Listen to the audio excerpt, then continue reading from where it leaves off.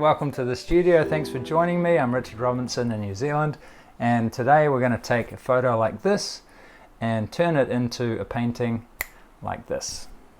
I'm going to show you exactly how I did that in the iPad to start off with, using a program called Procreate to paint over the top of the photo and come up with lots of different design options until I got one that I was happy with.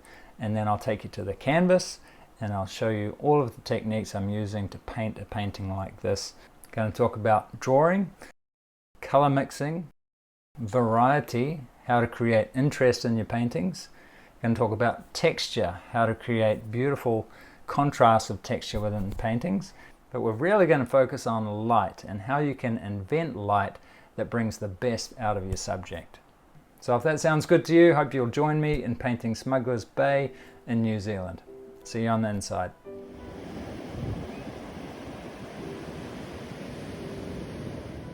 So here's the scene. I've imported it into Procreate, an app on the iPad, and I'm using a Apple Pencil to draw over top of it. It's a great little scene because this is a beautiful rock we got here, although it's a little bit symmetrical just here, so I'll probably change that. What I like about this is you got all of this in shadow with a little bit of light coming through there, and then the light is hitting this, which is really cool. So you get a real nice sense of the direction of the light with it coming through here. So I could maybe make some more of that. Might be nice also to maybe have a splash of a wave in here.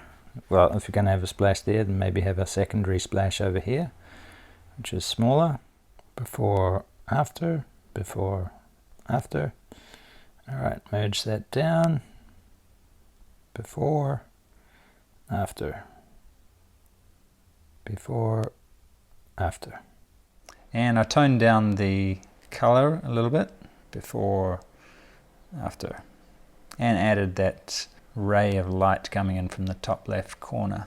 So as you can see, it's a really useful tool to just keep working and working through ideas until you're happy with something that you can take to the canvas. So with that, let's go to the canvas.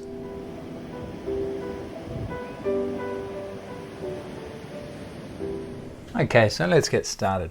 We've got a 12-inch square canvas stretched here, and these are my colors.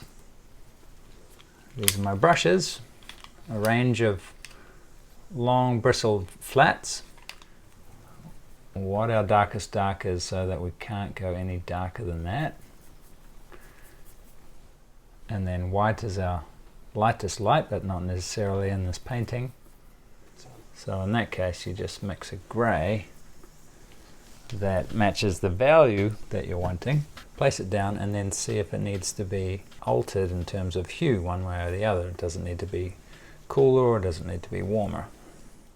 It's a cool, and it's about the value of a mid value. So I want it the same value as this palette, which means that if I were to look at this in black and white like this, then you'd see that that should be the similar value once I've finished to the palette. If you swipe into a warm dark area with a brush that's loaded with a light cool, you're going to get mud straight away. So you really want to keep an eye on what is on your brush and just keep wiping that off before you reload with paint, and then have another go. And of course these strokes get thinner and more horizontal as we move down the beach.